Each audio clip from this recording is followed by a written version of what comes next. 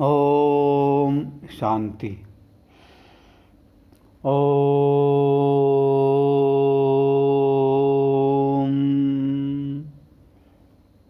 आज मनुष्य का जीवन करीब करीब यांत्रिक हो गया है। उसके प्रत्येक कर्म में यांत्रिकता झलकती है। तो यंत्र बाह्य प्रेरणा अर्थात बटन से चलता है, उसी तरह जीवन में 90% कार्य अंत प्रेरणा अर्थात आदत के वशीभूत ही होता है। जैसे कुशल मोटर चालक अभ्यास के कारण आंतरिक ध्यान की शक्ति खर्च किए बिना ही मोटर को कुशलता से चला सकता है। कुशलता अर्थात पक्की आदत। इस तरह की आदत व्यवहारिक जीवन के लिए बहुत ही अच्छी है। इसके सबसे बड़े फायदे हैं अतिरिक्त शक्ति की बचत। परंतु जब हम क्रोध के वश आदतन व्यवहार करते हैं तब यह आदत नुकसान पहुंचाती है। आज मनुष्य का जीवन नकारात्मक यांत्रिकता से बहुत अधिक प्रभावित है। जैसे कर्मों की तुलना खेती से की गई है, उसी प्रकार आदत भी खेती जैसी है।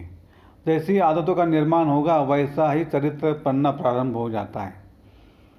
जैसे एक बुराई अनेक बुराई को जन्म देती है, उसी प्रकार एक आदत भी अपने अनुसार अनेक आदतों को पैदा कर देती है।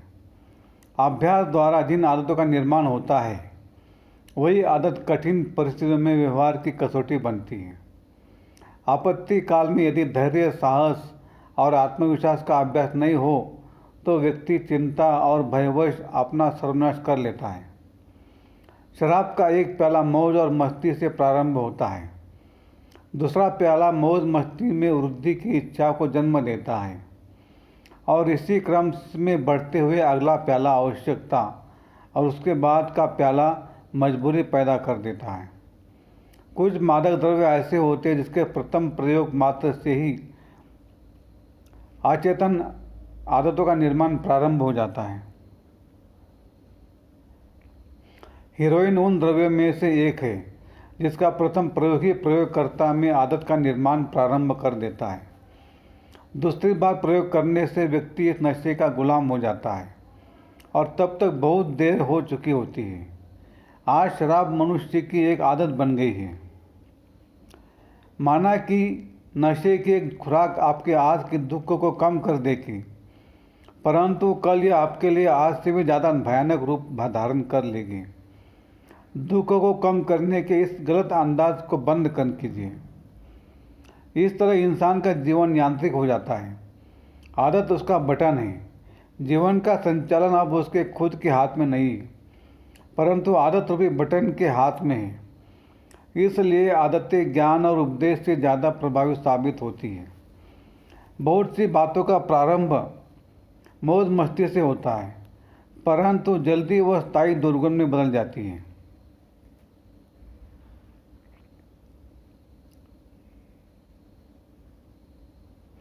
जैसे ज़्यादा और व्यर्थ बोलना भी एक आदत का निर्माण करता है। इस आदत के वशीभूत इंसान पर चिंतन और व्यर्थ चिंतन के द्वारा अपना अमूल्य समय तो नष्ट करता ही है, परंतु व्यर्थ की कीचड़ दूसरे की बुद्धि पर भी डालता रहता है। जब आप व्यर्थ बोलते, झूठ बोलते, कटु बोलते तो बोलते समय बार बार उससे आप खुद भी सुनते हैं, जिसका परिणाम यह होता है कि दोबारा वही बातें आपके और गहरे अचेतन मन में उतर जाती हैं। वही बातें फिर आदत का निर्माण करती हैं और फिर जीवन में एक तरह की कंडीशनिंग शुरू हो जाती है।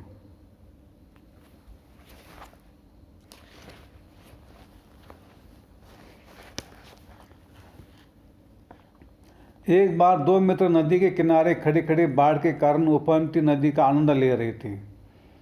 तेज प्रवाह में उन्होंने देखा कि एक कंबल मझधार में बहता जा रहा है। दोनों ने आपस में राय किया कि क्यों न बहता हुआ कंबल हासिल कर लिया जाए। कौतूहलवश एक ने नदी में छलांग लगा दी और तैरता हुआ कंबल के पास पहुंच गया। किनारे खड़े उसके मित्र ने जब देखा कि वह कंबल तो तट तक लाने के प्रयास में खुद ही कंबल के साथ बहता जा रहा है, तो उसे शंका हुई कि कुछ गड़बड़ है, क्योंकि कंबल के साथ वह खुद भी जल प्रवाह में डुबकी खा रहा है। उसने तट से चिल्लाकर आवाज़ दी, मित्र, कंबल को कम छोड़ वापस आ जाओ, अपनी जान जोखिम में मत डालो।